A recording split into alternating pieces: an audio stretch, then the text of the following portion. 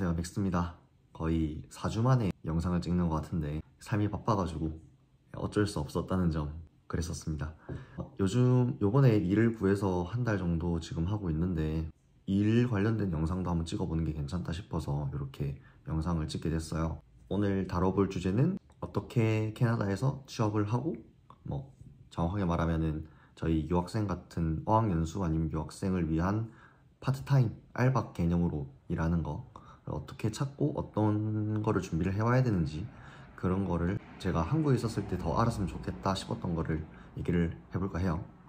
시작하기 전에 캐나다 현지에서 저를 알아보고 이렇게 반갑다고 해주시는 분들이 있던데 감사합니다. 알아봐 주셔가지고 저도 그런 분들이 이렇게 인사를 하시면은 그날이나 이제 아니면 그 다음날 열심히 해야지 이러면서 영상을 하나 더 찍고 약간 그렇게 되는 것 같아요.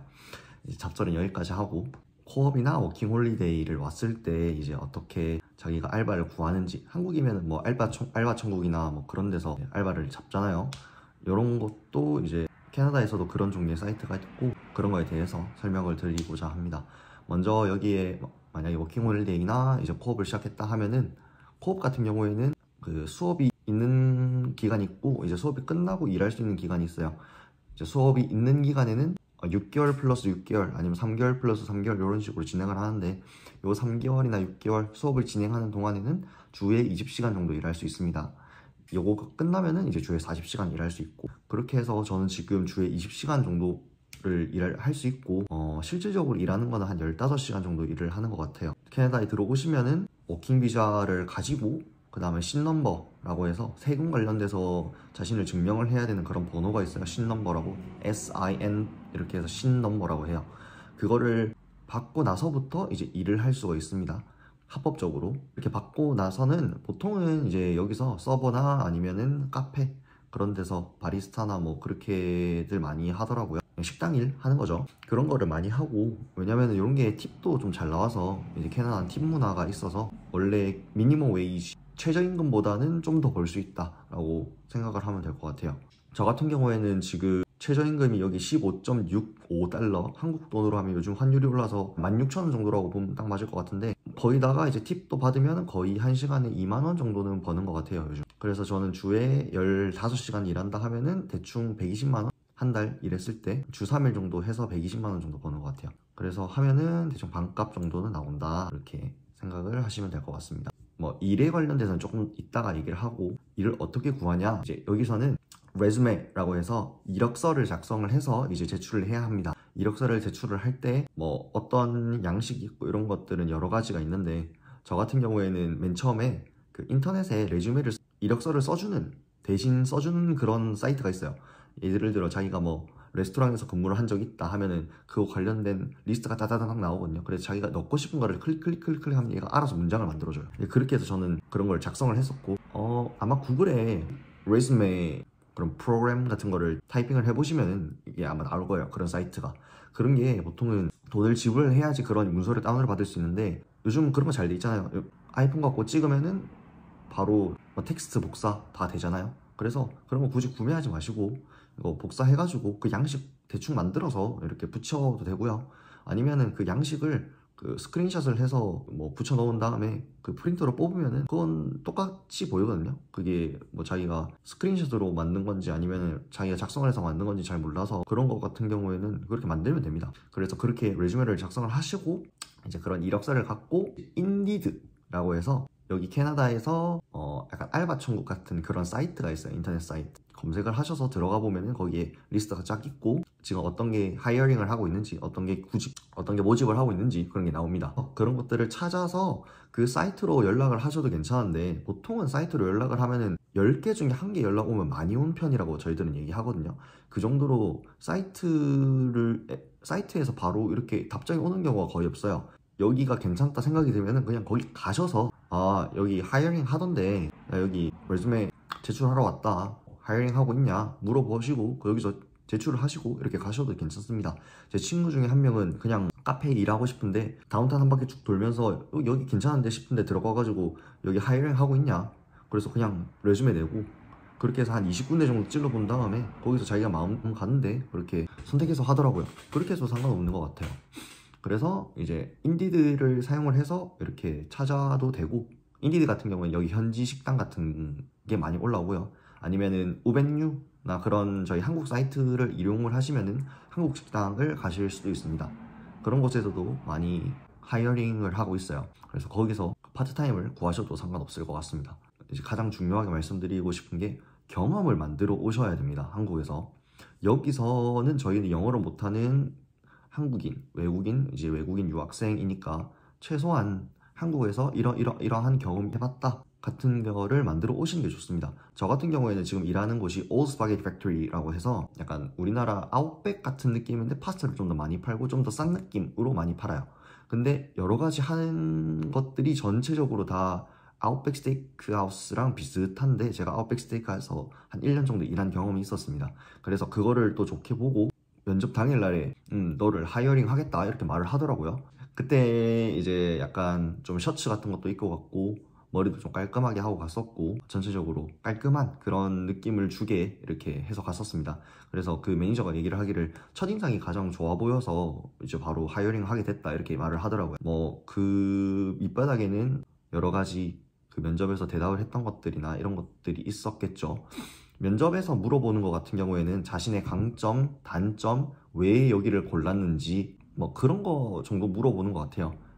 정말 기초적인 그런 면접 질문 같은 거, 그리고 언제 일할 수 있는지 그런 것들은 나중에 다시 작성을 해야 되긴 하는데 그렇게 해서 물어보긴 합니다. 그거를 영어로 준비를 해가는 게 좋겠죠. 저 같은 경우에는 커스터머 서비스가 어떤 건지 에 대해서 물어보더라고요. 저는 그 커스터머를 만족시키는 게 커스터머 서비스다 이렇게 대답을 했었어요. 그리고 왜 이 식당을 선택을 했냐 이런 거에서는 제가 그쪽 식당에서 이제 한 일본인을 만났었는데, 그 일을 하고 있는 일본인을 만났었는데 여기 되게 괜찮다, 여기서 일하는 거 추천한다 이렇게 해서 그거 추천을 듣고 이제 여기가 제가 일했던 곳과 이제 유사한 점이 많아서 잘 적응할 수도 있을 것 같다고 생각했다, 그렇게 말씀을 드렸었습니다. 그런 여러 가지의 원인으로서 제가 뭐 하이어링이 됐겠죠. 그런 건 잘 모르겠지만요. 그래서 일단은 제일 중요한 게 한국에서 관련된 경험을 만들어 오는 게 가장 중요하다라고 말씀을 드릴 수 있을 것 같습니다. 스타벅스 이런 데서는 한국에서 스타벅스에서 일해봤던 사람만 뽑습니다. 이제 그 각자의 나라에서 스타벅스에서 일해본 경험이 있는 사람들을 우선적으로 뽑아요. 우선적으로 뽑는다는 소리는 무조건 걔들만 뽑는다라고 보시면 됩니다. 뭐 예를 들어서 버거킹, 맥도날드 아니면은 뭐 그런 우리나라에도 있는 그 외국 기업 같은 경우나 아니면 외국 식당 같은 경우에서 일을 해보는 것도 괜찮을 것 같습니다. 여기서 일을 해봤었으니까 여기서도 잘 적응할 수 있겠다라는 거는 뭐 당연한 사실인 거잖아요. 그런 부분들을 좋게 봐주더라고요. 만약에 자기가 이 말을 잘 못해도 그런 부분에서 어느 정도 커버를 칠 수 있다라고 생각합니다. 만약에 자기가 정말 아무것도 안 된다 이러면은 한국 식당을 가시거나 아니면 디시워셔, 그 그릇 닦는 거, 그걸 해야 됩니다. 그런 것도 좀 전문적으로 이렇게 돼 있는 것도 많은데 뭐 기계 같은 것도 돌리고 뭐 이렇게 하는데 그건 정말 육체적으로 그 돈도 뭐 서버가 제일 돈을 많이 벌고요. 키친에서 일하는 거랑 크게 안 다른 것 같아요. 정말 육체적으로 때우는 그런 느낌이 강한 느낌? 근데 디시워셔는 정말 하이어링이 많아요. 정말 하이어링을 많이 하고 자기가 맘만 먹으면 여러 가지 디시워셔를 할 수 있는데 육체적으로 많이 힘들다라는 것만 알아두시면 좋을 것 같습니다. 저 같은 경우에는 지금 올드 스파게티 팩토리라고 거의 같이 일하고 있는 사람들이나 이제 손님들의 90% 이상이 다 네이티브들이거든요. 그래서 저는 지금은 서버는 못 하고 있어요. 왜냐면은 여기서의 서버 경험이 없다라고 해서 그 주니어 서버라고 하거든요. 그래서 그걸 하면서 버서로서 지금 일을 하고 있는데, 버서가 이제 테이블을 정리해주고 그릇을 치워준다던가 물을 채워준다던가 아니면은 뭐 빵을 더 리필을 해준다던가 뭐 디저트를 물어본다던가 세팅을 하고 아니면 사이드 스탠드라고 해서 뭐 여러 가지 뭐 그런 물품을 채운다던가 그런 일을 하는 게 이제 버서입니다. 이제 그걸 하면서 그 서버의 팁의 일부를 받아요. 서버의 팁의 일부를 받는데 그게 1시간당 5불 정도 나오는 것 같아요. 그래서 1시간 20불 정도 나오고, 서버로서 좋은 데를 취직을 한다 하면은 뭐 팁으로만 한 시프트는 한 5시간 정도, 6시간, 5시간, 4시간 그 정도 일하는 게 한 시프트라고 합니다. 그래서 데이 시프트, 나이트 시프트가 있고, 뭐 데이 시프트는 뭐 1시부터 5시까지, 뭐 12시부터 5시까지, 나이트 시프트는 6시부터 뭐 10시까지 이런 거는 다 레스토랑에 따라서 다른 거고요. 어쨌든 원론으로 돌아가서 서버를 하게 되면은 한 시프트에 정말 많이 벌면은 팁으로만 $100 정도도 벌 수 있습니다. 10만 원이죠. 뭐 거기다가 더 벌 수도 있고요. 그건 개인의 역량에 따른 건데, 그래서 서버가 정말 돈을 많이 벌어요. 그래서 한국 식당에서 서버를 하면은 돈을 많이 번다 이런 말도 좀 많아서 지금 저도 한국 식당에서 좀 더 일을 해야 되나라는 생각도 좀 하고 있습니다. 한국 식당은 전체적으로 이제 가격대도 어느 정도 있고 한국인이니까 서빙도 잘 할 거 아니에요. 그래서 서버가 바로 될 수도 있을 거고, 그래서 한국 식당에 가서 한국 서버를 하는 것도 괜찮을 것 같아요. 근데 영어는 많이 안 늘겠죠. 그 대신에 그런 부분은 각자의 개성에 따라서 이제 맞게 선택을 하시면 될 것 같습니다. 제가 지금은 ESL 한 3개월 하고 코업으로서 이제 수업을 들으면서 지금 일도 하고 있는데, 그래서 비교했을 때 어느 게 더 영어가 많이 는 것 같냐라고 저한테 물어보시면은 이게 잘 모르겠어요. 아직은 이게 확신이 잘 안 서는데, 지금 한 달 동안 일을 했는데 바쁘면은 한국말도 잘 안 나오는데 영어로서 얘기하려니까 답답해가지고 말도 잘 안 나올 때가 많고, 얘기를 하다 보면 내가 무슨 얘기를 하고 있지라고 얘기를 할 정도로 영어가 잘 안 나오는 경우가 많더라고요. 그래서 이게 네이티브들이랑 얘기를 하다 보니까 애들이 얘기가 너무 빠르기도 하고, 그래서 내가 이 정도까지 영어를 못했나 싶은 것들을 요즘 깨닫고 좀 자신의 영어 실력에 대해서 자괴감이 좀 들고 있습니다. 왜냐면은 ESL 할 때는 한국인이나 뭐 다 그 유학생들밖에 없으니까 거기서 뭐 말을 대충 해도 이상하게 해도 그 사람이 못 알아먹으면은 아, 내가 모르는 말을 했구나 이러면서 넘어가거든요. 근데 네이티브들은 그게 뭔데? 라고 다시 한번 물어보니까 이게 제가 제대로 말하고 있는 거에 대한 의구심도 들고, 그럼으로써 약간 좀 더 긴장이 되면서 좀 더 두려워지면서 말이 좀 더 안 나오는 것도 있는 것 같아요. 근데 걔들하고 그게 또 일적인 상황에서 부딪히다 보니까 일적인 상황에서는 좀 더 그런 엄격해진다 해야 되나?